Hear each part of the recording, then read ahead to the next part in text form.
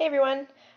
Sorry it's been a while. Things have been a little crazy on my end between competing every weekend on the road and being back in school and some unexpected curveballs life has thrown at me. Last week I actually found out I had a corneal ulcer, which is, yes, an ulcer in your eye. I've had it before, about 2 years ago. So that was kind of a time-consuming thing to deal with, a lot of appointments, but luckily it's dealt with now. And I'm going to be better about not wearing my contacts so much. So just some advice to any contact wearers out there. The health promoter in me wants to say this. Contacts should not be a permanent substitute for glasses, and you really shouldn't be wearing them more than 6 hours a day. So that's my only health spiel for right now. My competitions have been going really well. My practices have been going even better. So I'm really excited for what's to come. This weekend, I'm off to New York City to compete in what's probably one of the more competitive indoor track and field meets in the United States. So I'm really excited to be going there. I really like competing at in that facility. It's right downtown New York.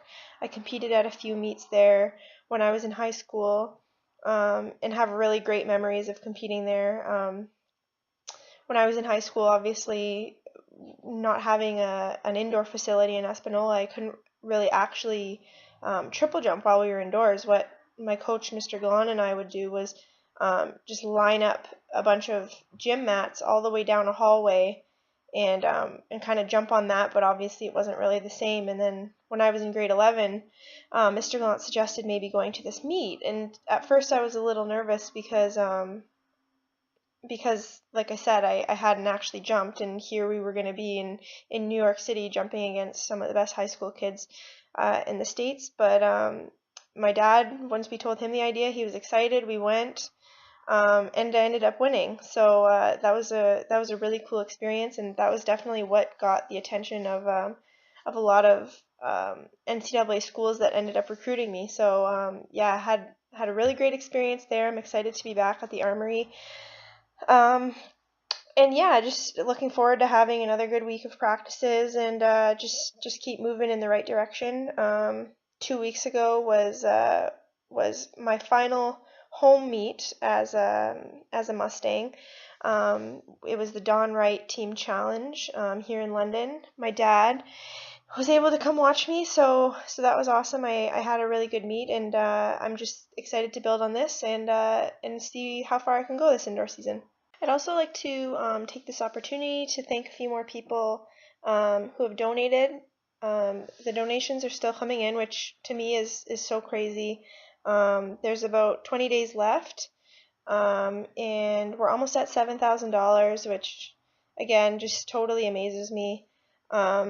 I've received a number of anonymous donations, whether that be people who donate through the site and wish to remain anonymous, or people who are mailing money anonymously. To all of you, if any of you are watching this, thank you so much. I really appreciate it, and I really wish that I could thank you personally, but unfortunately this will have to do. And I'm very grateful. Thank you. I'd also like to thank some people from Espanola and surrounding areas for their donations. I've said quite a few times now how much the support that I'm getting from Espanola and the North as a whole, how much it means to me. I really do strive to make the North proud, and I'm lucky to be from a small community and so many small surrounding communities that are as supportive as they are. So thank you to Corey Fensom, Zach Whalen, Mary McKenzie, my neighbor Laura Lounder, John McMillan, Mira Tallman, and the town of Espanola as a whole, who also made a very generous donation towards my campaign. So thank you guys so much. I really hope that I can do the North proud this summer. And I'm looking forward to getting home hopefully soon and hopefully seeing a lot of you. I'd also like to thank some former teachers who have donated.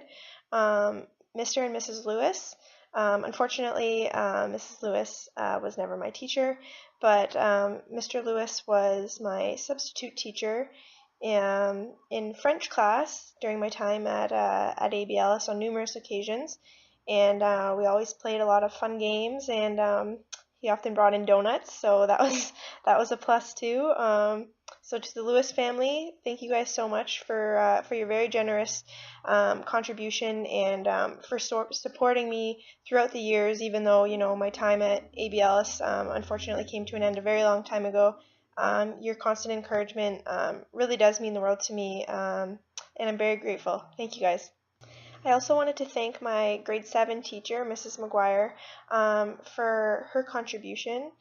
Um, Mrs. McGuire was my grade 7 teacher at ABLS, and you know, grade 7 is kind of that awkward time when you're kind of struggling through your preteen years, trying to figure out who you are.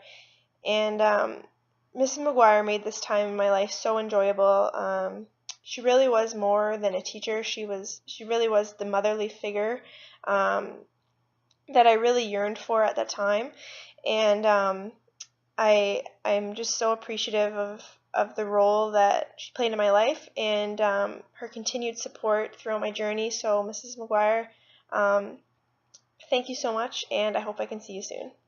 I wanted to thank the Talon family, Evelyn, Jason, Derek, and Kirk. Thank you guys so much for your contribution.